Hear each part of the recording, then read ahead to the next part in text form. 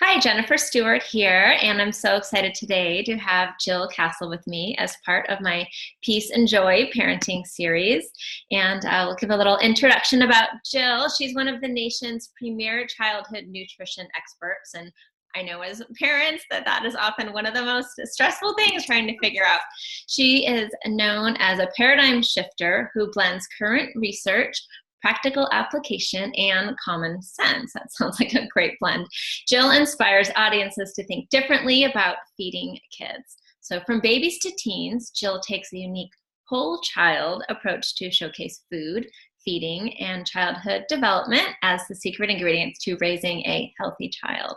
She's a sought-after speaker, advisor, and media contributor. She has inspired TEDx, American Academy of Pediatrics, WIC, university groups, and a range of nutrition, medical, government, and parent audiences. She's also on the board of advisors of Parents Magazine. I'm sure most of you have heard of that or read that at some point, and is a scientific advisor to a handful of privately held child nutrition companies. She has written Eat Like a Champion and is the co-author of Fearless Feeding. So she also writes on the Nourished Child blog and interviews experts on her podcast of the same name. So she has a long, long list. She's been on the New York Times, WebMD, Fast Company, USA Today, CNN, the Wall Street Journal, Parents Magazine, and a lot more. So welcome, Jill. How are you today?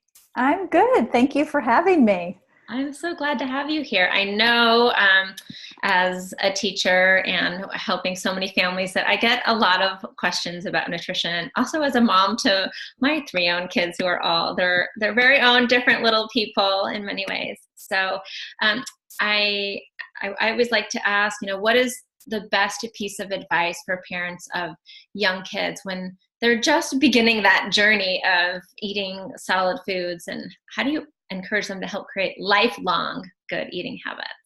Yeah, so it's a great question because that infancy period of time is so important, and it's for really young children like that 1-year-old, 2-year-old, it's sort of a honeymoon phase. I like to call it the honeymoon phase of feeding because almost everything that you offer these little ones, they gobble it up. They like it. They might show a negative face if they taste vegetables because those tend to be bitter. But generally with repeated exposure and a lot of variety of food, these young toddlers and babies will eat a variety of food. So one of the most important things I like parents to realize is that the name of the game when your child is really young is a lot of variety and a lot of exposure to lots of different types of foods, textures, spices, flavors. It really builds a broader palate. So especially then when you get into the older toddler years, like age 3 and age 4, when picky eating really starts to peak, you're coming into that phase with a wide variety of foods that your child has been exposed to, has probably eaten and liked. And so when they start to prune away foods in their diet and shrink down their variety, it's not so devastating because you've already got sort of a wide variety of palate or a wide variety of foods there for your child. So when they start to shrink, you're not feeling like, oh gosh, they're not going to get nourished, they're not going to gain weight, because they still have quite a variety of foods on board. Yeah, no, definitely. I personally went through that. I with my child who ate the most up until 2 years old. When she turned 2, crossed like almost everything off her list. So yeah, I mean, I don't know, what are some suggestions for when kids start doing that?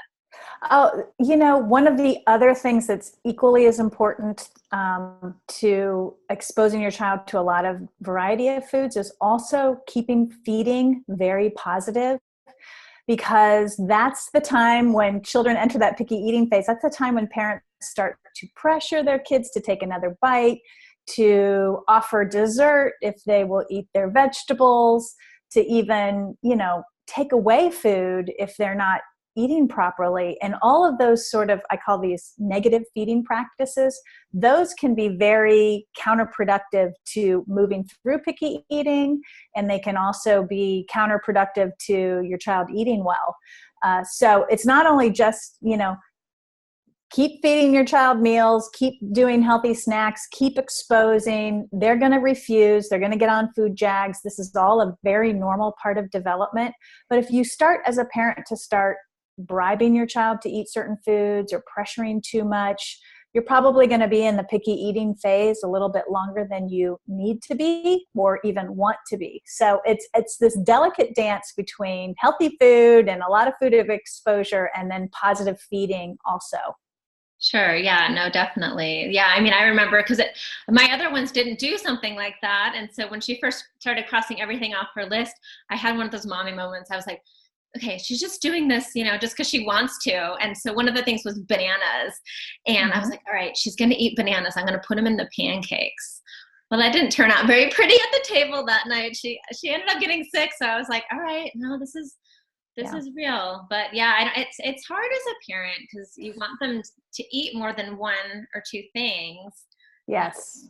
Yeah. It is hard. It is hard. My daughter, my oldest, who's now 21, she was picky also. And I always felt like I was coming at it a little bit more informed because obviously I'm a pediatric dietitian, so I know all of this stuff. But even for me, it was still very challenging because it's hard to watch your child not eat.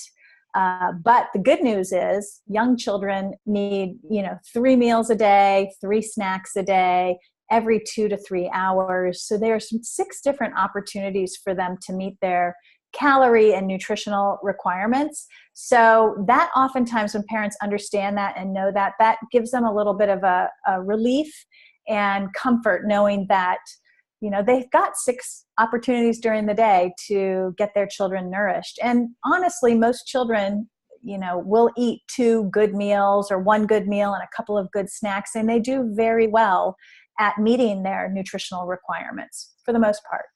Okay, definitely. And then I know I as a mom and talking to other parents, that one of the hardest times I think of the day is the morning during the week when you're either, going to work or they're going to school or, you're getting them off to daycare.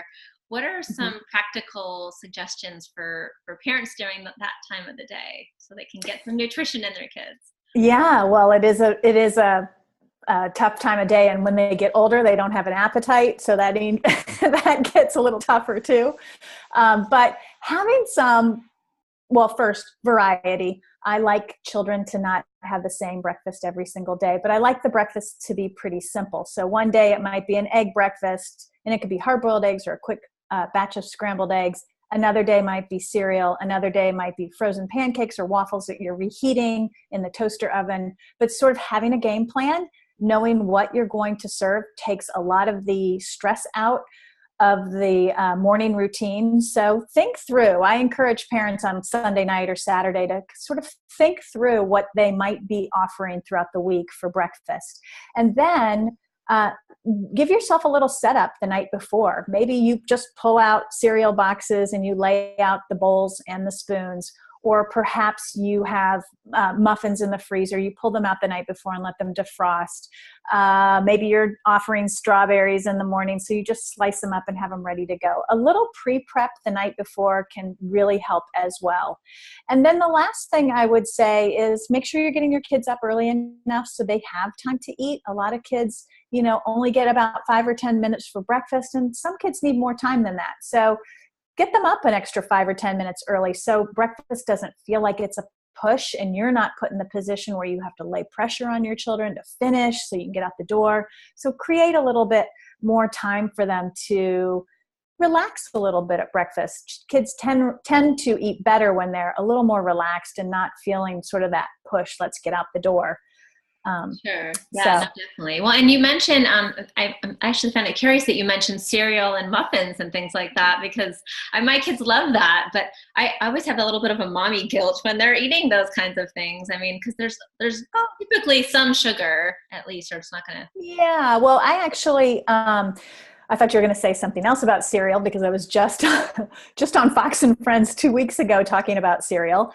But cereal, yeah, I have actually a really helpful post on my blog called The 17 Healthiest Cereals for Kids, and they are low sugar, high fiber. I generally like to see cereals be less than 9 grams of sugar, added sugar, per serving, and over 3 grams of fiber per serving. And there are, more than a handful of cereals that fit that bill. So you don't have to feel guilty about offering cereal. And then the other thing I would say is that there are a lot of key nutrients often available in cereal for children, things like calcium and vitamin D and iron and some of the B vitamins that are added to cereal in the processing, and they help kids meet their nutrient requirements. So you don't have to I wouldn't encourage you to do cereal every day, but you don't have to feel guilty about including it in the rotation. Okay, sure. And I think the other hardest time of the day often for busy families is lunch, right, as well. I mean, trying to figure out what in the world, if you're sending your kid off somewhere, especially if it's easier if they're at home, if you're sending them away, like what can parents give their kids for lunch that's healthy to take to school or daycare or whatever? Mm-hmm.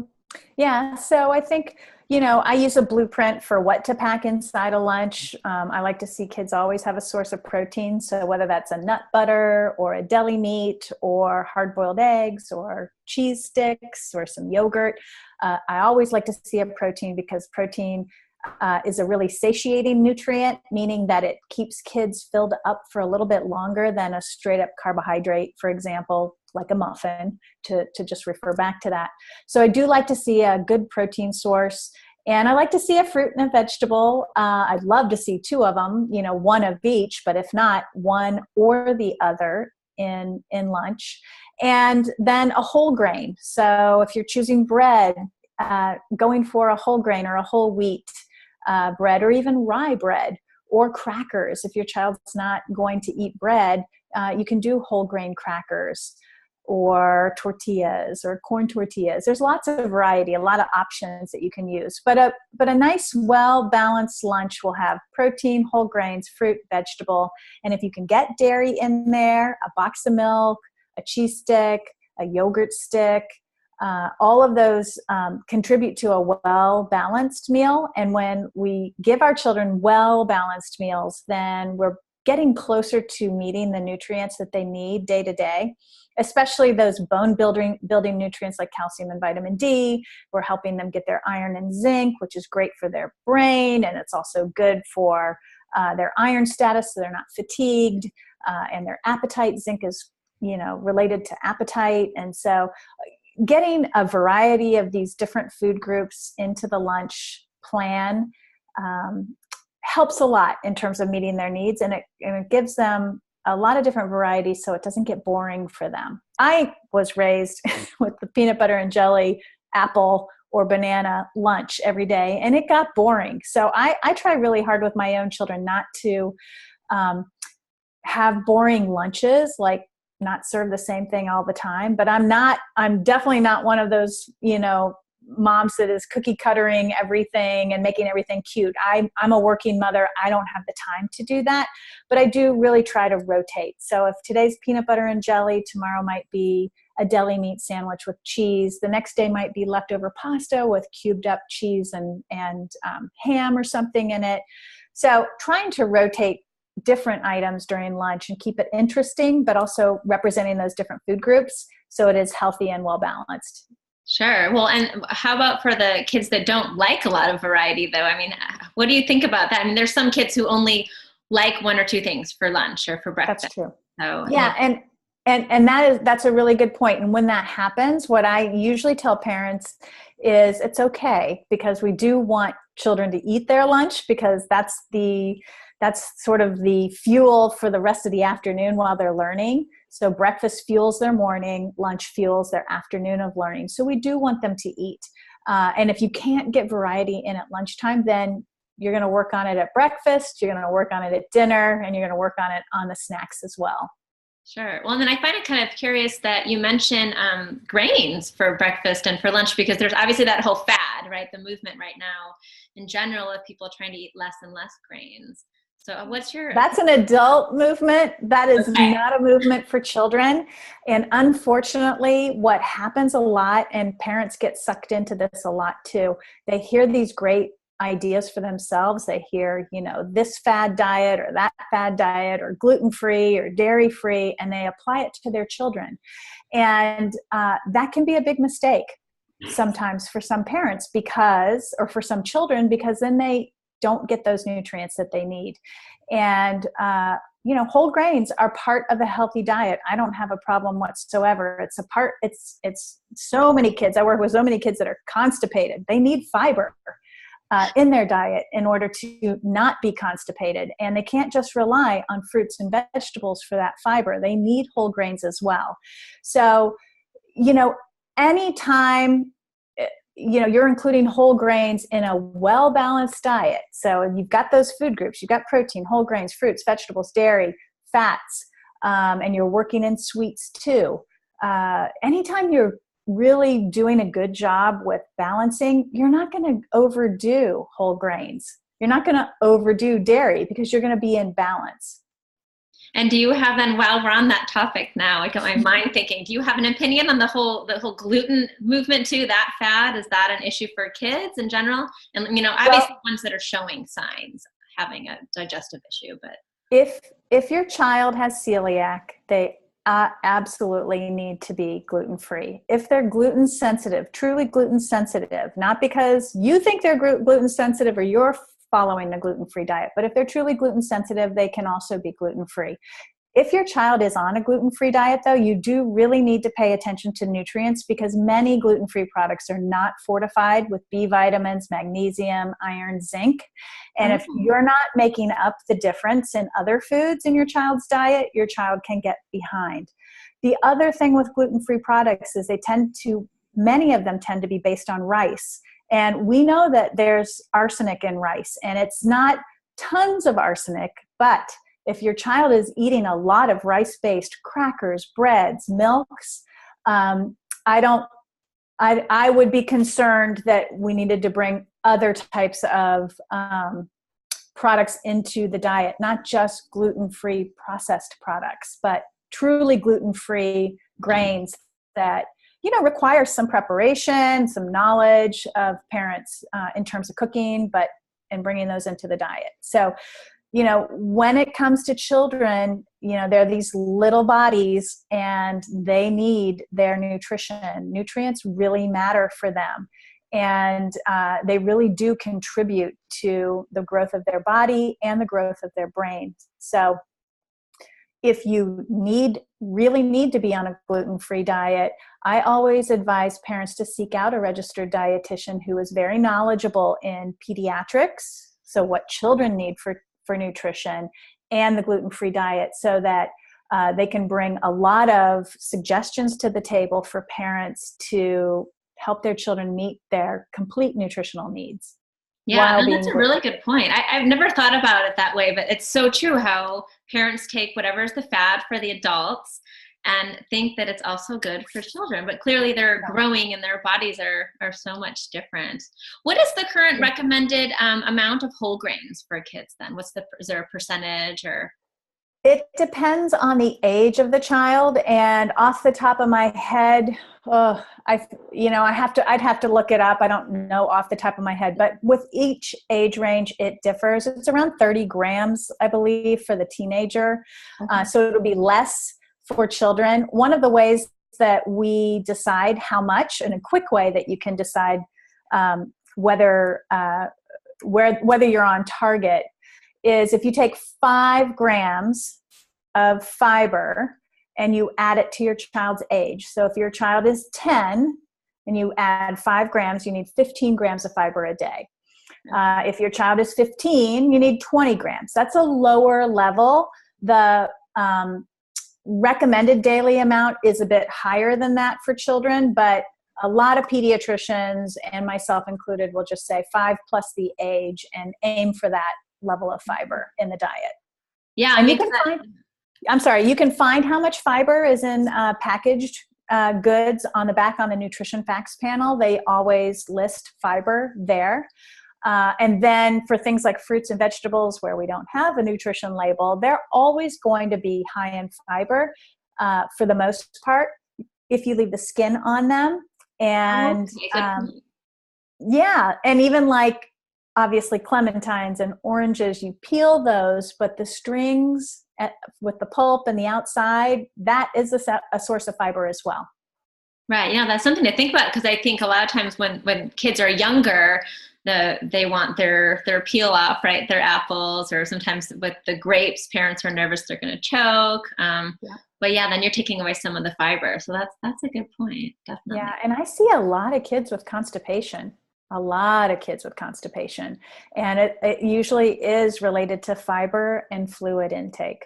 What's your first go-to to suggest for that then? Because I have a lot of families I've worked with that have, they'll come in the morning and talk about that. They haven't gone to the bathroom in a few days, so they might be spending some time in there during class.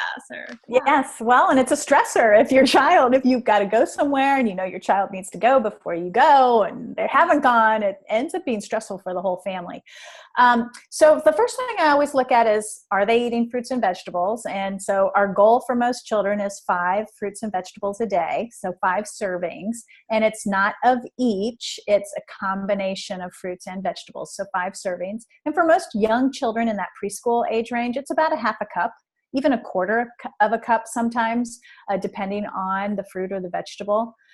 And then I look to see what types of grains they're eating. If they're eating a lot of white bread or saltine crackers or goldfish crackers with, they're not getting a lot of fiber from those types of products. So I might make a suggestion that we start switching over some of those bread and cracker type products to products that contain whole grains.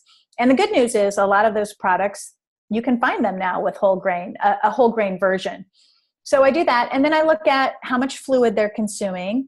So, on average, 3 or a 4-year-old, I like to see them having 1 liter to 1.5 liters of just water a day,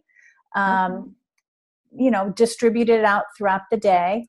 So they need about 1,300 to 1,400 mLs, which is about 1.3 to 1.4 liters. And that can be from water, milk, soups, Jell-O, anything that turns liquid at room temperature is going to be counted as a fluid. Even yogurt we count as a fluid. Oh, wow. Yeah, so if your child's getting, a glass of something to drink at every meal and with snacks, and then has water in between meals, you're probably fine. But I do always look at that, because a dehydrated child will tend to be, have more of a tendency to be constipated than not. And then if they're not having enough fiber in their diet too, that's always a concern. Yeah, no, definitely. And then you just brought something else up that got me thinking. So snacks, right? That's often a big thing. Like, how many snacks is too much, and how much is, what's your take on that with letting kids snack, and then, meals and that whole thing? Yeah, so that's a great question. I actually like snacks for children, but what has happened is that many children are snacking too many times a day, and they're not snacking on the right stuff. So for young children in preschool, we are looking at, 2 snacks a day. Sometimes 3 if they're a young toddler. So they're still in that, phase where they're still eating every 2 to 3 hours. And then once kids get into elementary school, I definitely move to 2 snacks a day.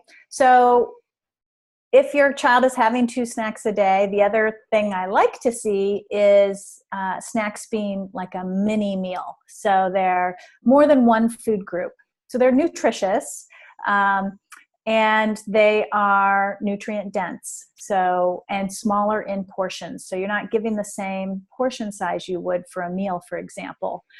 So you might offer half a cup of yogurt and a quarter cup of berries. That's a nice healthy snack. It's a mini meal. It's more than one food group.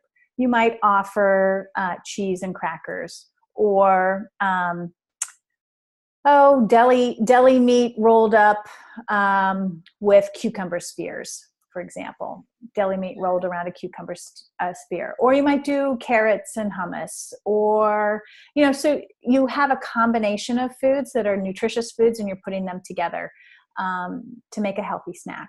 So Yeah. I'm not a huge fan of just sit with a bowl of crackers for snack. I'm not a huge fan of that, because those kids, when kids eat just a cracker for snack, they either eat a lot of crackers to fill up, or they don't eat enough and they're back asking for more food an hour later. So when you combine protein or fat or a fiber source in your snack for children, it keeps them satisfied for a longer amount of time, and they're getting better nutrition.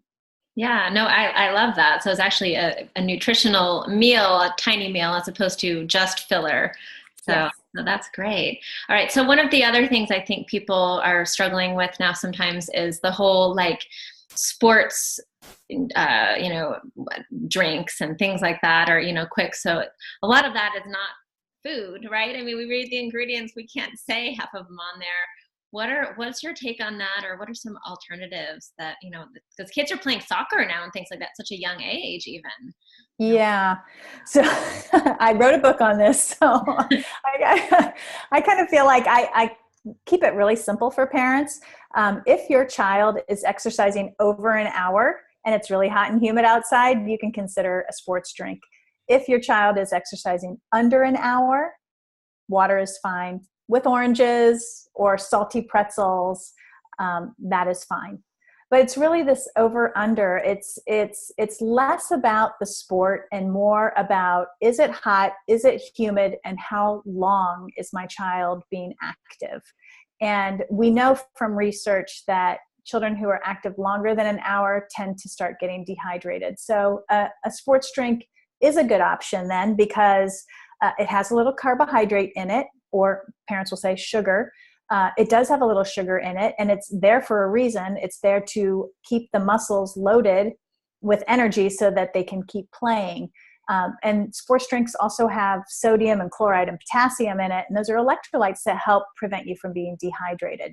So, under an hour, you're really not sweating that much. You're not losing that much sweat where you would need a sports drink. You might need a snack afterwards that has a little bit of salt in it, and you definitely need water, but you don't need a sports drink. Okay. Yeah, no, definitely. I think it's confusing sometimes.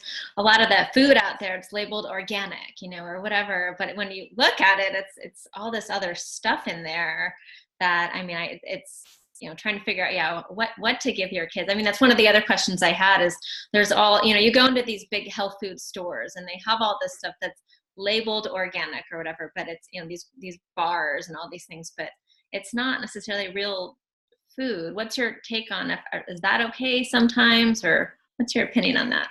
Well, I ask parents to sort of use your common sense. A cookie is a cookie. It doesn't matter if it's organic or not. It's still a cookie. So Organic doesn't justify having more cookies. And in terms of bars and sort of some of those prefabbed quick snacks, they're fine in the context of a diet that's well balanced and has a lot of different foods in it. But if you find your child is relying on bars every single day for a snack, or it's having more than one bar a day, that's not ideal. And so if you were a parent that I was working with, I would steer you away from that and try to help you find some alternatives, knowing that, a bar once in a while is fine, but nobody should rely on any one food over and over and over in their diet. Variety is really a big key to successful eating and being healthy. So, but organic, for parents, organic really is giving you an assurance that the way animals are made, or food is processed, or crops are raised, are safer in terms of pesticide use. Right. So organic doesn't mean healthier.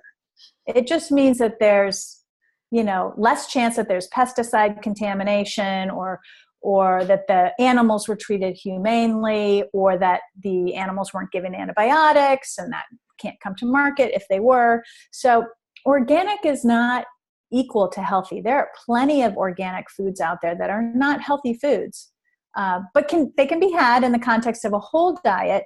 But just to say, this is organic, so I'm going to get it and give it to my child, it doesn't necessarily mean, you really need to look at the food and use your common sense. Right. And then I guess piggybacking on that, do you recommend if they're going to have sugar, to have real sugar or to have stevia or some other, something like that? What's your thought on that?